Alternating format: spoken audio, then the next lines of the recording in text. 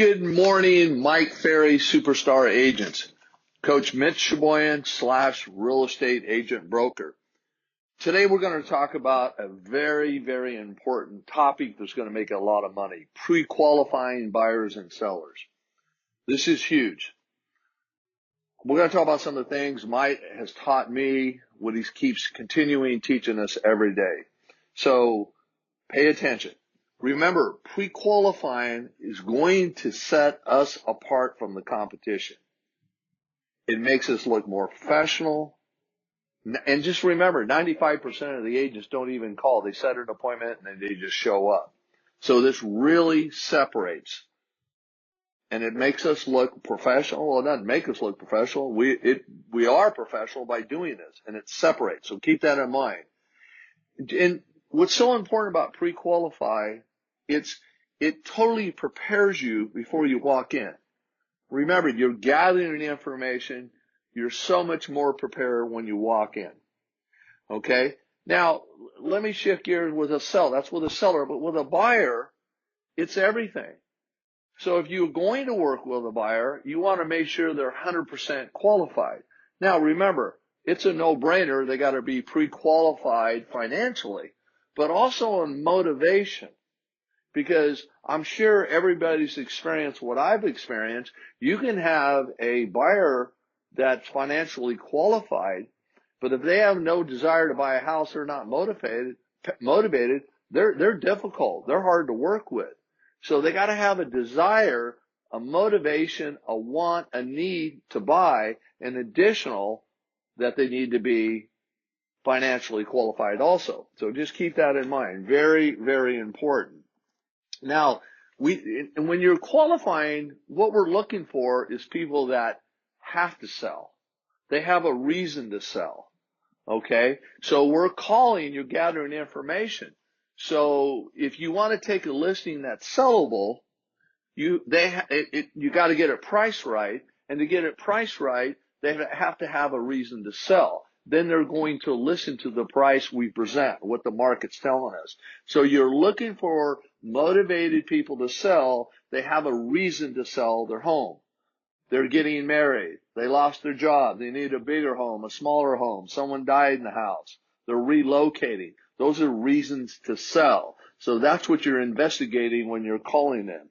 So we need to spend more time pre-qualifying, asking questions, and listening to what they tell us compared to just building rapport. Building rapport does nothing. You want to qualify, okay? Now, you always want to keep your script with you when you're qualifying.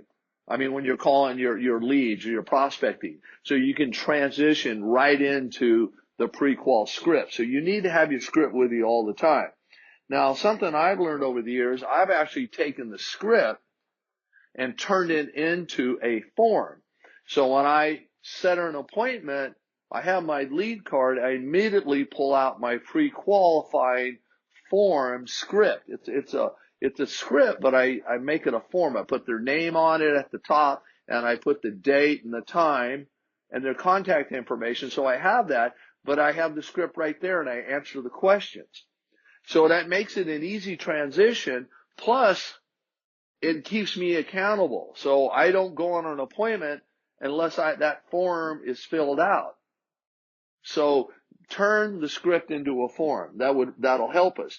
Now, Mike Ferry's rules of pre-qualifying are: number one, pre-qualify 100% of your prospects, no exceptions. Ask 100% of the questions, no exceptions. So that's pretty clear. Never go on an appointment. Never get a buyer in your car unless they're 100% qualified and you ask all the questions. Now, we learn from our mistakes. Made a mistake years ago. That's why, Mike, we hear the message, but we really don't hear it until we experience it. Past client calls me and says, I want to list a house. Great. I didn't qualify. I went out, find out they were interviewing other people. I ended up getting the listing, but I wasn't prepared as much as I should have, because I took for granted they called me, I'm getting this. And they were interviewing. So keep that in mind. Ask all the questions. Are you going to be interviewing other agents? I skipped that question. I learned but I was lucky enough to get the listing. But it's better that I asked all the questions than I would have came in 100% prepared. Okay? If you have staff, have your staff ask pre-qualifying questions also. Keep that in mind. Okay? Now, what it does also, it keeps you to your standards. So Mike always tells us you need to have standards when you take a listing. Who are you going to work with? Meaning, number one, they're going to meet your requirements for what your commission is. Okay, the type of property you may want to list, whatever it may be, you have to have standards. You won't take less than a 6-month listing. Okay, they have to answer the pre-qualifying questions. If they don't work with them. That keeps yourself accountable. You're setting standards, and the pre-qualifying script is part of the standards. Okay? Now, the best time to qualify the appointment is right when you set the appointment. So, in other words, when you set the appointment, can I come out today at 3 or is 4 better for you? 4 o'clock, Mitch. Immediately go right into the pre-qual.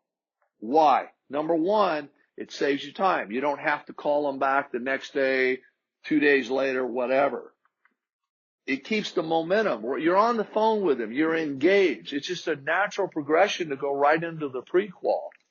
And I think the last thing, emotionally too, because there's nothing worse than setting an appointment. You get all excited. You take the time, the effort. You put it in your calendar. You start preparing. You're all emotional, excited. And then you call them back and confirm, and they go, oh, yeah, my husband, my wife won't be there. We just want to talk to you. And they're like, gosh, I really don't have an appointment. So keep that in mind. It saves time, it keeps the momentum, and it saves you emotionally for many issues in the future, okay? The other thing to think about when you do it right on the phone, it's just going to give you more information before you go there. And then now when you're preparing for the appointment, you have more ammunition.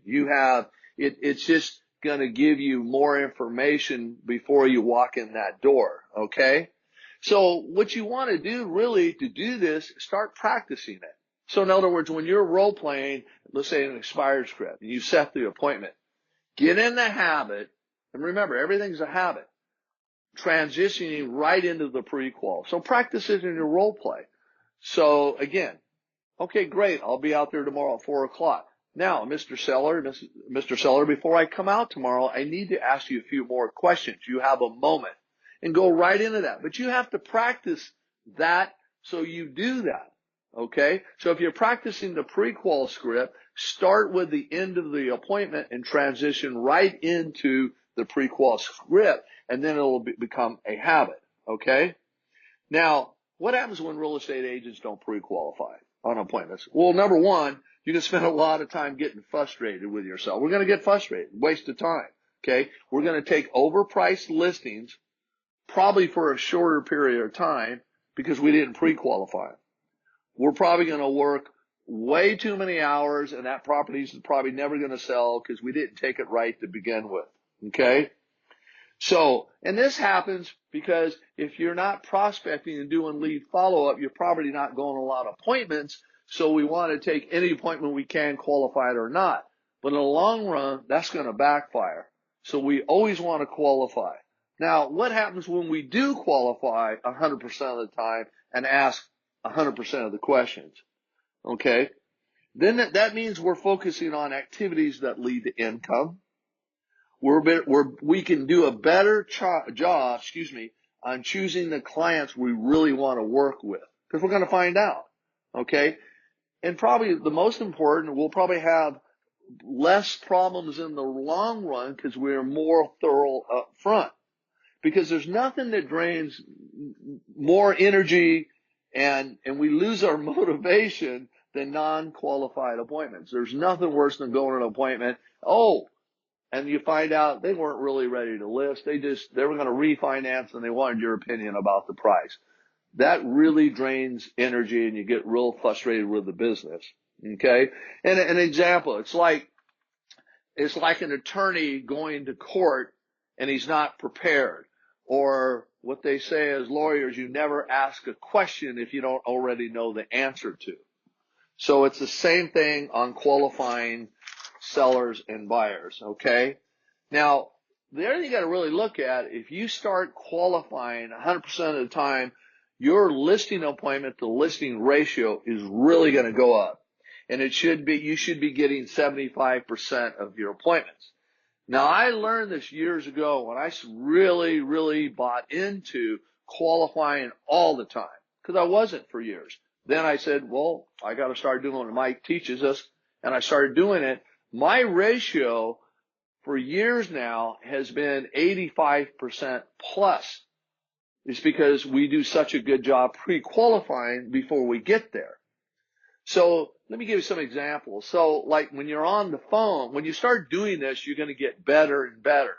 So Mike says, if they don't quite give you the answer you need, go deeper into the question. For example, are you planning on interviewing more than one agent for the job of selling the home? Now, they'll tell you if they're vague, whatever it is, go deeper into that question. And they say, this is a great question. Are you planning on interviewing more than one agent for the job of selling a home? Well, yeah, we are, Mitch. Okay. Go deeper. Here's a great example. Great, Mr. and Mrs. Seller. I think you should do your due diligence this time. So to make sure you get the right agent to get it sold. So let me ask you, Mrs. Seller, Mr. Seller, what's important to you in selecting the right agent to represent you? They're going to tell you. They're going to say, well, we want someone that advertises a lot. We want someone that communicates with you. Well, Mr. and Mrs. Seller, I hope I meet those expectations when I see you. Then I'm writing a note of that. And that's what you're going to emphasize when you go to the presentation. They already told you. They gave you the answers. Mike has said this. It's like you're going to take a test and you already have the answers. This is like a no-brainer. We really got to pay attention to this. So when we say a question on a question, it helps you go deeper. Very, very important, okay, that we know the objections before we get there, okay? So keep that in mind. Now, if you have staff, have your staff pre-qualify them. Now, what we do is I always set an appointment. I qualify right then and there. I use the form, and then I give it to my staff, and she asks the questions, and we reworded it where it's coming from her. Now, she's my assistant. Hi, this is Brenda, and I'm calling for Mitch Sheboygan, and she goes through the same thing. Now, what I found out from this, and this has helped me get my ratio to the 85-90% on listing appointments, listings taken, is sometimes they'll tell her things they won't tell me. And it's really important. So now, think about it. I set the appointment, I qualified them, she's qualified them, then we call back and confirm. So here's the point. We've talked to them 2, 3, sometimes 4 times before we walk into the door. So what this does, we're a lot more prepared to beat the competition. So if you call them 3 or 4 times, and the other realtor that goes out's only talked to them once, you have a lot better chance of getting the listing. And that's what we want to do, is win more on the listings. So I hope this helps you. Have a great day. Go take more listings. Thank you.